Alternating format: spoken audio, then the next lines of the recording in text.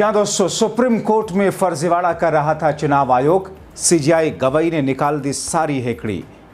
अंजाम से घबराए मोदी शाह, ज्ञानेश पर गाज। बहुत स्वागत है आप सभी का। आप देख रहे हैं द राजनीति का विशेष सेगमेंट, खबर और विश्लेषण। मैं हूं जब्बार खान। दोस्तों, तो क्या अब चुनाव आयोग को वाकई वोट चोरी के खुलासे के बाद में सरकार से ऐसी शह मिल रही है कि आम जनता तो छोड़िए, प्रेस कॉन्फ्रेंस तो छोड़िए, सुप्रीम कोर्ट में भी डंके की चोट पर चढ़कर अपनी बात करनी है? क्या चुनाव आयोग को यह कहा गया है कि सुप्रीम कोर्ट में भी उसी स्टैंड पर कायम रहना है जिस स्टैंड को अब तक चुनाव आयोग और मोदी शाह की सरकार ने लिया है? आखिर हुआ क्या है दोस्तों, विस्तार से आपको बताते हैं। दोस्तों, चुनाव आयोग ने अभी तक जो किया सो किया, मगर उसने अब सुप्रीम कोर्ट में जो किया उसे मोदी शाह भी घिरते दिख रहे हैं। ज्ञानेश के आयोग ने जिस अंदाज में सुप्रीम कोर्ट में थेथराई करने की कोशिश की, उसे चुनाव आयोग के साथ साथ मोदी सरकार भी बैकफुट पर आ गई। और सुप्रीम कोर्ट ने फिर क्या किया, क्या है पूरा का पूरा मामला, आपको विस्तार से बताएंगे, एक एक परतें खोलेंगे। उससे पहले चुनाव आयोग से जुड़ी कोर्ट की खबर आपको दिखाते हैं।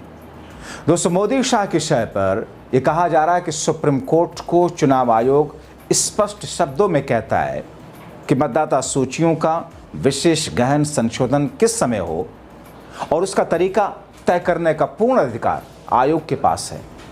आयोग कहता है कि पूरे देश में नियमित अंतराल पर एसआईआर कराने का निर्देश देना उसके विशेष संवैधानिक अधिकार क्षेत्र में दखल होगा। यह बयान आयोग ने वकील अश्विनी उपाध्याय के जनहित याचिका यानी कि पीआईएल के जवाब में दाखिल जवाबी एफिडेविट में दिया।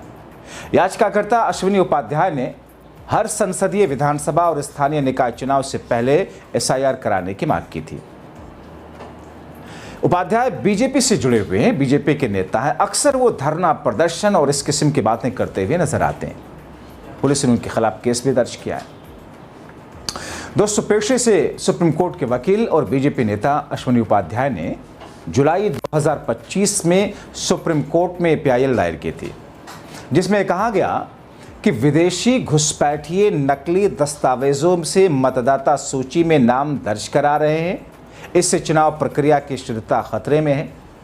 और ये मांग की कि सुप्रीम कोर्ट केंद्र, राज्य सरकारों और चुनाव आयोग को ये निर्देश दे कि पूरे देश में नियमित एसआईआर कराएं, ताकि केवल भारतीय नागरिक ही नीतियों और शासन तय करने में अपनी भूमिका निभा सकें।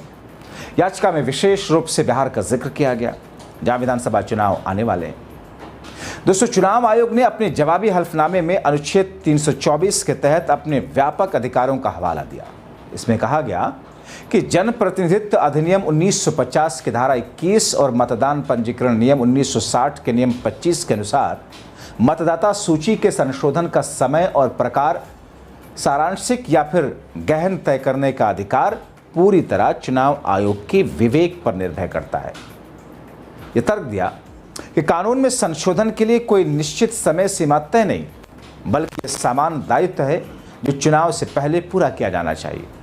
नियमित एसआईआर का निर्देश देने से आयोग की स्वायत्तता पर अतिक्रमण होगा। दरअसल ये कह रहा है चुनाव आयोग, और दरअसल चुनाव आयोग कर भी वही रहा है। लेकिन चुनाव आयोग दरअसल अपनी थिथराई में सुप्रीम कोर्ट के सामने इस किस्म की बात रखकर यह दर्शाने की कोशिश कर रहा है कि साहब, ये विशेषाधिकार हमारा है। आयोग कहता है कि वो अपनी जिम्मेदारी से पूरी तरह अवगत है। मतदाता सूचियों की शुद्धता बनाए रखने के लिए पहले से ही कदम उठाए जा चुके हैं। 24 जून 2025 के एसआईआर आदेश के पैरा 10 के तहत विभिन्न राज्यों में एसआईआर की योजना बनाई गई, जिसका शेड्यूल अलग से जारी किया जाएगा। बताते हैं कि मामला बिहार के एसआईआर अभियान से जुड़ा है, जहां आयोग ने 24 जून 2025 को अधिसूचना जारी की थी। इस अभियान के तहत बिहार की मतदाता संख्या 7.9 करोड़ से घट करके 7.24 यानी कि करीब करीब 8 करोड़ से घट करके 7.25 करोड़ के आसपास हो गई। विपक्षी दलों ने इसे अल्पसंख्यक गरीब वोटरों को वंचित करने का प्रयास बताया और इसे सुप्रीम कोर्ट में चुनौती दी। लेकिन कोर्ट ने जुलाई 2025 में एसआईआर को रोकने की बात नहीं की। दोस्तों, बिहार एसआईआर पर सुप्रीम कोर्ट ने हाल में कई सारे निर्देश दिए।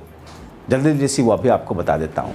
8 सितंबर 2025 को कोर्ट ने चुनाव आयोग को निर्देश दिया कि बिहार एसआईआर में आधार कार्ड को 12वें वैध दस्तावेज के रूप में स्वीकार किया जाए। हालांकि आधार नागरिकता का प्रमाण नहीं है। कोर्ट ने स्पष्ट किया कि चुनाव आयोग को यह निर्देश 9 सितंबर तक लागू करना होगा। इसके अलावा एपिक यानी कि इलेक्टोरल फोटो, आइडेंटिटी कार्ड और राशन कार्ड जैसे दस्तावेजों पर भी विचार करने के लिए कहा गया। 14 अगस्त 2025 को कोर्ट ने इलेक्शन कमीशन को 65 लाख से अधिक हटाए गए मतदाताओं की सूची और हटाने के कारण को खोजने योग्य प्रारूप में जिला निर्वाचन अधिकारियों की वेबसाइट पर प्रकाशित करने का आदेश दिया। 1 सितंबर 2025 को आपत्ति की समय सीमा समाप्त होने के बाद भी चुनाव आयोग ने कहा कि नामांकन की अंतिम तिथि तक दावे और आपत्तियां स्वीकार की जाएंगी। 98% मतदाताओं ने दस्तावेज जमा करा दिए। 10 सितंबर 2025 को चुनाव आयोग ने सभी राज्यों और केंद्र शासित प्रदेशों के मुख्य निर्वाचन अधिकारियों का एक सम्मेलन बुलाया, जहां 1 जनवरी 2026 को योग्यता तिथि के साथ राष्ट्रव्यापी एसआईआर की तैयारी पर चर्चा हुई। 5 जुलाई 2025 के पत्र के माध्यम से बिहार को छोड़कर सभी राज्यों को पूर्व संशोधन गतिविधियां शुरू करने के निर्देश दिए गए। दोस्तों, बिहार एसआईआर की अंतिम मतदाता सूची 30 सितंबर 2025 को प्रकाशित होगी। आयोग ने दावा किया कि ये प्रक्रिया चल रही है। 99.5% दस्तावेज पूरे हो चुके हैं। विपक्षी नेता जैसे तेजस्वी यादव और महुआ मोइत्रा ने इसे एनआरसी जैसे बताते हुए विरोध किया, जबकि बीजेपी इसे घुसपैठियों को हटाने का स्वागत योग्य कदम मान रहे हैं। हालांकि दोस्तों, यहां बीजेपी के किसी नेता ने कोई डेटा अब तक ऐसा नहीं दिया कि इस एसआईआर की प्रक्रिया में कितने घुसपैठियों को पकड़ा गया, कितने घुसपैठियों का नाम रहा और कितनों का नाम काटा गया।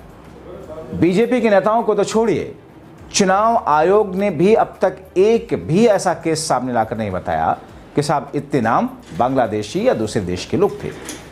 दोस्तों, सुप्रीम कोर्ट ने इस याचिका पर अगली सुनवाई 15 सितंबर 2025 तय की है।